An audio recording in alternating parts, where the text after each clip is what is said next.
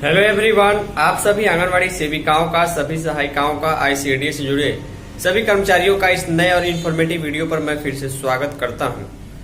बिहार में आंगनवाड़ी केंद्र से जुड़े बच्चों के पोषाहार मेनू के संबंध में एक बड़ी अपडेट, बड़ी खबर बिहार की राजधानी पटना से और आईसीडीएस के डायरेक्टर के स्टेटमेंट के द्वारा जो है निकल के सामने आ रही है, जिसके बारे में हम आपको इस वीडियो में जानकारी देने जा रहे हैं।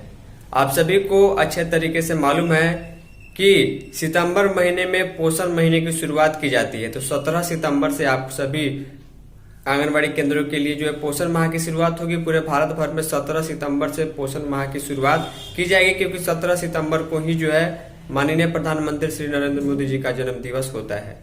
इसमें जो है आंगनवाड़ी केंद्र के बच्चों के लिए 7 दिनों में 7 तरह के पोषाहार की बात की जा रही है। पोषाहार के मेनू के लिए वहां पर सतरंगी पोषाहार की बात की जा रही है। इसके संबंध में आईसीडीएस डायरेक्टर का क्या कहना है, कौन कौन सी चीजें जोड़ी घटाई जा रही हैं और किस प्रकार बच्चों को वो पौष्टिक भोजन मिले ताकि उनका स्वास्थ्य अच्छा रहे, इसके संबंध में जानकारी दी गई है।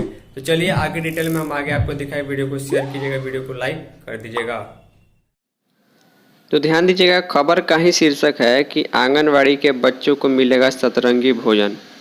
7 रंगों का भोजन देने की बात की जा रही है और आखिर ये विशेष रूप से जो है आंगनवाड़ी केंद्र के बच्चों के मेन्यू में जो है किस प्रकार का उलटफेर होने वाला है, इसके संबंध में आईसीडीएस विभाग की तैयारी हो चुकी है। पटना से पूरे बिहार के आंगनवाड़ी केंद्रों के संबंध में ये लेटेस्ट खबर मैं आपको दिखा रहा हूँ।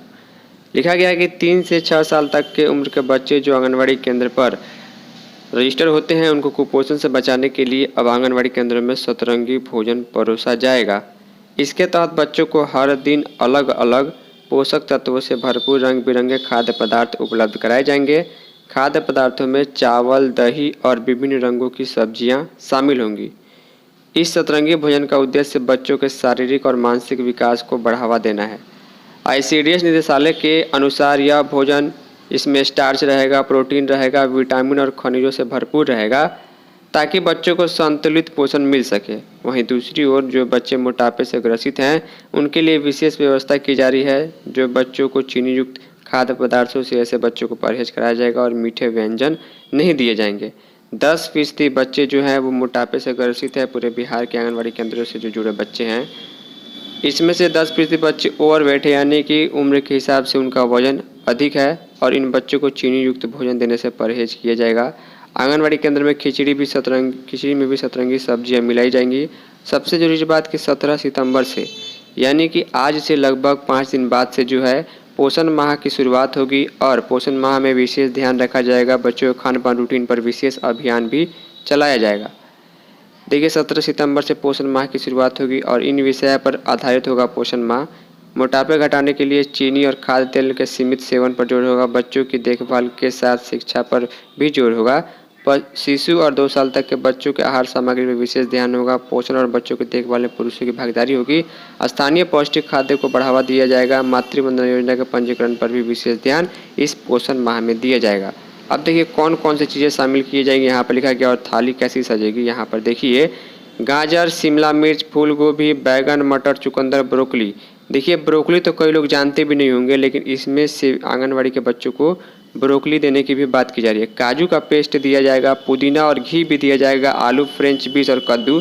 इतनी सारी सामग्री की व्यवस्था कहाँ से होगी, ये मुझे भी समझ में नहीं आ रहा है। आईसीडीएस के जो डायरेक्टर हैं अमित कुमार पांडे जी कहते हैं कि आंगनवाड़ी केंद्र में बच्चों को पौष्टिक खाना मिले, इसके लिए सतरंगी आहार परोसा जाएगा। इसके लिए सभी आंगनवाड़ी केंद्रों को निर्देश दिए जा रहे हैं। बच्चों को कुपोषण आदि से बचाने के लिए पौष्टिक खाना देने का प्लान भी बनाया जा रहा है। तो देखिए, ये विशेष रूप से पोषण माह के संबंध में जानकारी थी और यहाँ पर सतरंगी भोजन में कौन कौन सी चीज़ें शामिल होंगी इसके संबंध में जानकारी थी। अब क्या बदलाव एक्चुअल होगा, इसके लिए ऑफिशियल लेटर आएगा तो हम देखेंगे बदलाव होता भी है नहीं होता और कैसे होता है। ये खबर आज के लिए थी। इस वीडियो में इतना ही। धन्यवाद।